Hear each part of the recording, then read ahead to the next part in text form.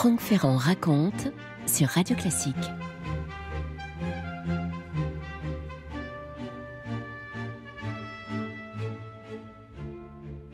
Cette histoire, je vais la commencer par une scène qui sans doute a été très arrangée avant de parvenir jusqu'à nous. Nous sommes un soir du début de 1798, rue du Bac, à Paris. Une femme, elle a une trentaine d'années, la silhouette assez grande.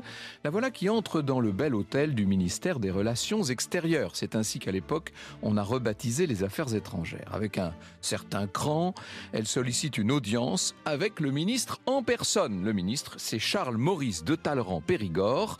Inutile de vous dire que cette dame n'est pas attendue. Il y a peu de chances qu'elle soit reçue. On l'a fait attendre, on l'installe dans l'antichambre. Il faut dire que Talleyrand est un très haut personnage. Vous savez qu'il est issu d'une des plus grandes familles de France. Il est devenu évêque. On l'a vu célébrer bien maladroitement au demeurant la messe de la fête de la Fédération 1790 en présence de Louis XVI. Il a bien composé avec la Révolution avant de se tenir sagement à l'étranger pendant toute la période si difficile de la Terreur.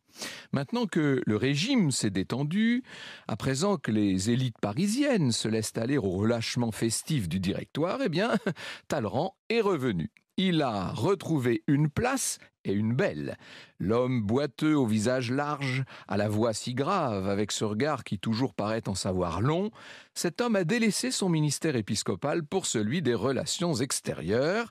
Ça s'accorde tout de même mieux avec sa morale relative et son sens des intrigues. Alors, que peut-il avoir à faire, ce bonhomme, d'une solliciteuse venue là pour quémander son soutien face à je ne sais quel ennui ?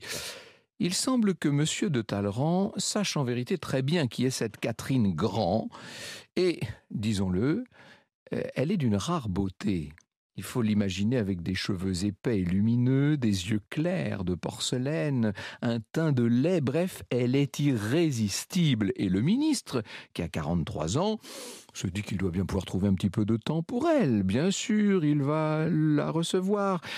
Et bien sûr, il va l'observer. Jules Berthaud, dans un article d'Histoire pour tous, rapporte la scène un petit peu à la manière d'un roman. Dans le feu de la conversation, dit-il, Madame Grand a dénoué ses cheveux blonds qui se sont répandus sur ses épaules. Argument suprême qui ne pouvait laisser indifférent l'ancien évêque. Il ne lui restait plus qu'à la consoler, à lui promettre toutes les protections présentes et futures. Sacha Guitry est allé encore plus loin dans la romance. Voici la manière dont il décrit la scène dans sa pièce portée à l'écran, Le diable boiteux. Talleyrand dit « Vous n'êtes pas anglaise, madame, non ? Et d'où êtes-vous, s'il vous plaît ? Je suis d'Inde. Ah, et comment l'entendez-vous, madame ? Je suis née aux Indes, mais je suis française. Vous êtes bien belle, madame. Il paraît. Non, il y paraît. Puis-je vous poser une question sur un sujet qui m'intéresse fort ? Vous aimez l'amour ? Oui, répond la dame, c'est bien cela. Il faut aimer l'amour car c'est aimer la vie. Mais je l'adore. Elle vous le rendra au centuple. Il faut la dévorer, la vie. Réponse : justement, j'ai faim. Vous êtes servi, dit Talleyrand, en tout cas le Talleyrand de Guitry. Voulez-vous être, dans 3 mois, l'une des reines de Paris ? Oh, c'est long, 3 mois. Alors, répond Talleyrand, il n'y a pas une minute à perdre. Franck Ferrand sur Radio Classique. La réalité est sans doute, disons-le, un peu plus complexe. Il semble que Catherine Grand, à cette époque, ait eu des activités d'espionne en lien avec le Royaume-Uni. On est dans une période extrêmement tendue sur ce plan. Elle voudrait se rapprocher de Talleyrand pour des motifs politiques. Et lui, qui a été renseigné parce que les renseignements sont bien faits, veut la manipuler. Reste qu'une liaison va naître entre eux, qu'elle est bien réelle, cette liaison, et qu'elle va bientôt s'ébruiter, ce qui n'est pas dénué de scandale. Alors, d'où vient, en vérité, cette mystérieuse Catherine née Worley ? Elle vient de très loin. Elle avait vu le jour en 1761 ou 62 à Tranquebar, un comptoir danois du sud de l'Inde. Elle passe son enfance dans la chaleur du sous-continent indien, où les Anglais ont alors supplanté les Français depuis quelques années seulement.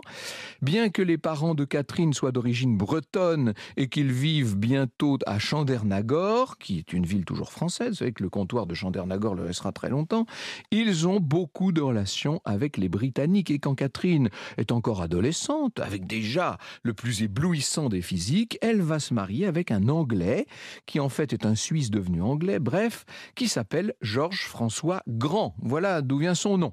Elle gagne là un statut de femme établie, elle est émancipée, n'est-ce pas? Pas beaucoup de satisfaction intime.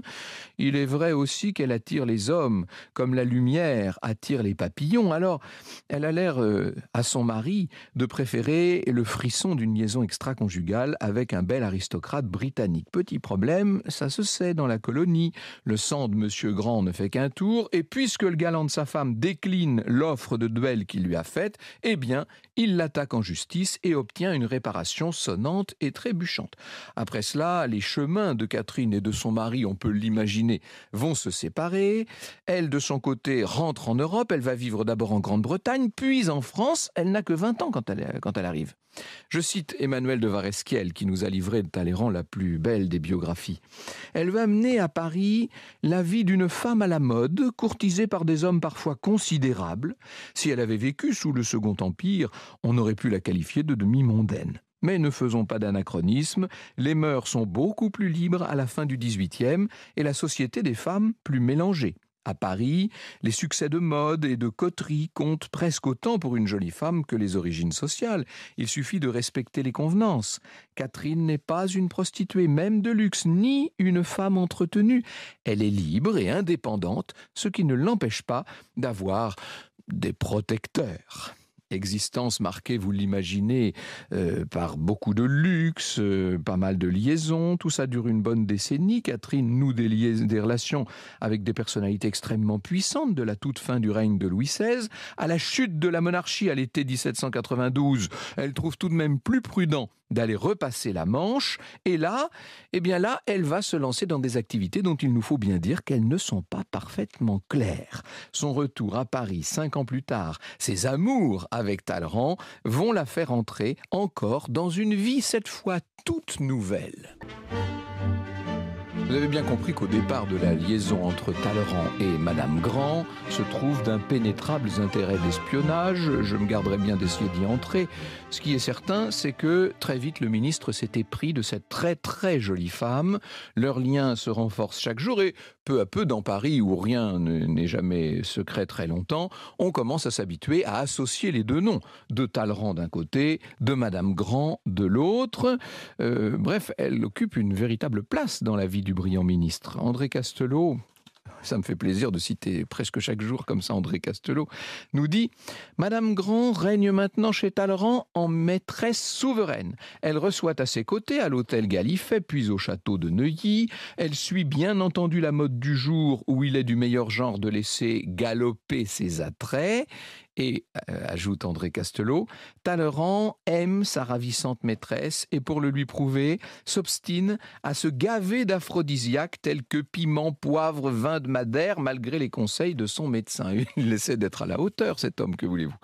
Plusieurs des relations de Talleyrand ont tout de même du mal à accepter cette Catherine, avec sa situation de divorcée en union libre. Entre parenthèses, elle vit quand même avec un évêque de très haute naissance, puisque Talleyrand est toujours évêque. Ça complique un peu les choses. On médit pas mal des légèretés de toute cette affaire, de l'instruction fort imparfaite de cette dame. Hein.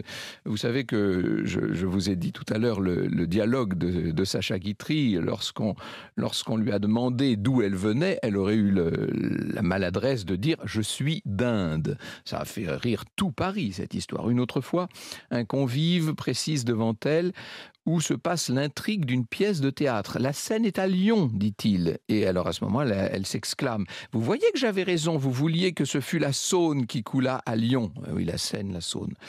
L'ignorance prétendue n'empêche pas tout de même l'imparfait du subjonctif. Vous vouliez que ce fût la Saône, vous voyez.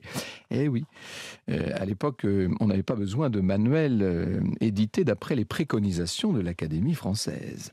Une réputation de ravissante idiote n'en colle pas moins à la peau de cette pauvre Madame Grand. Elle est pour une bonne part usurpée, mais que voulez-vous, une fois que vous avez une étiquette, hein, on ne prête qu'aux riches. Catherine pêche peut-être par un côté prime sautier, une tendance à la suffisance. C'est vrai qu'elle n'a pas tout à fait la classe qui serait requise dans la position qu'elle occupe, mais il est avéré qu'elle sait tout à fait donner le change lorsqu'elle est en présence d'invités cultivés. Du reste, son parcours tortueux montre que tout de même, elle est assez habile. Un autre ne la mène pas trop mal les années passant, c'est Talleyrand. Placé dans le sillage de Bonaparte, il va reprendre la tête de la diplomatie sous le consulat, et quand il est chargé de conclure un concordat avec le Saint-Siège, eh bien il en profite pour essayer de travailler à son mariage avec Catherine, parce que elle, bien sûr, voudrait se marier, quitte d'ailleurs à faire subir à Talleyrand d'ardentes colères. Ça cadre aussi avec un certain raidissement des mœurs, il faut bien le dire, hein. L'époque n'est plus à l'extrême liberté, mais cette affaire n'est pas simple, parce que si vous vous placez du point de vue de l'Église, Talleyrand reste un prêtre, reste un évêque en tout cas. Le pape est embarrassé, il est impossible d'effacer une double ordination. Pie VII essaie de s'en tirer par une concession limitée qui l'autorise en gros à vivre extérieurement comme un laïc, sans changer pour autant son état. Talleyrand va se sentir libre d'interpréter à loisir cette libéralité papale. Il faut en outre résoudre un gros problème, c'est que Catherine est divorcée et Monsieur Grand est toujours de ce monde à l'époque. Oui, on a eu tendance à l'oublier celui-là. Il est rentré, Monsieur Grand, il est maintenant en Europe, il est lancé dans une tentative d'extorsion, on le gratifie donc d'un joli poste en Afrique, en échange bien sûr de sa discrétion. Il ne faudrait pas peut-être qu'ils viennent trop ennuyer l'évêque claudiquant, ni d'ailleurs la divorcée ambitieuse qui essaie, eux, de trouver une situation le plus honorable possible. Les apparences suffisent. Après tout, on est à Paris. Après tout, on est sous le consulat. En 1802, Catherine Grand devient Madame de Talleyrand-Périgord. Eh bien voilà, à ce stade, le couple n'en est plus à un arrangement près avec la vérité, nous dit Emmanuel de Varesquiel. Je le cite. À la mairie, Catherine ment sur sa date de naissance et se rajeunit de plusieurs années. Au curé, elle se déclare veuve, ce qui évidemment simplifie beaucoup les choses, mais qui est un terrible mensonge. Les deux nouveaux époux n'insistent pas non plus sur la fillette que leurs amours irrégulières ont, semble-t-il, engendré quelques années plus tôt. Même sans cela, à Rome, le pape a de quoi être choqué par une union dont tout le monde fait des gorges chaudes. Quant à Bonaparte en personne, qui n'a jamais aimé Catherine, il entend bien qu'elle se hisse à la hauteur du très beau mariage qu'il lui a permis de faire. Un jour, Bonaparte lance « J'espère que la bonne conduite de la citoyenne Talleyrand fera oublier les légèretés de Madame Grand. » Et on dit qu'elle aurait rétorqué « Je ne saurais mieux faire que de suivre l'exemple de la citoyenne Bonaparte. » C'est Joséphine dont elle parle, bien entendu. Et comme nous dit André Castelot, cela prouverait que l'ex-Madame Grand était moins d'Inde qu'on ne l'a dit. Évidemment, plus l'Empire devient, parce qu'on est passé du consulat à l'Empire entre-temps, et plus l'Empire devient rigide, et plus le couple Talleyrand doit se montrer digne de l'empereur. L'ascension de Catherine suit celle de son mari, elle devient en 1806 princesse de Bénévent, s'il vous plaît. Elle est très établie maintenant, cette femme-là, elle est très puissante. C'est parfois un peu dangereux d'ailleurs, je cite Jules Berthaud. Elle devient d'un snobisme insensé. Quand une nièce de son mari épousera un Noailles, elle s'écriera avec dégoût « Ce n'est pas là une alliance honorable pour nous. Qu'est-ce que la famille de Noailles auprès de la maison de Périgord ?» On croit rêver. Elle prendra pour dame de compagnie une comtesse de l'Ancien Régime et elle l'obligera à la suivre à distance. Quand la suivante franchira cette distance, elle ne manquera pas de se retourner et de lui dire « Comtesse, vous perdez le respect !» On voit bien le genre de scène. Qu'est-ce que vous voulez ? C'est peut-être aussi sa façon, elle, de répondre à tout le mépris qu'elle a toujours suscité. Elle est atteinte de ce qu'on pourrait appeler le complexe du parvenu.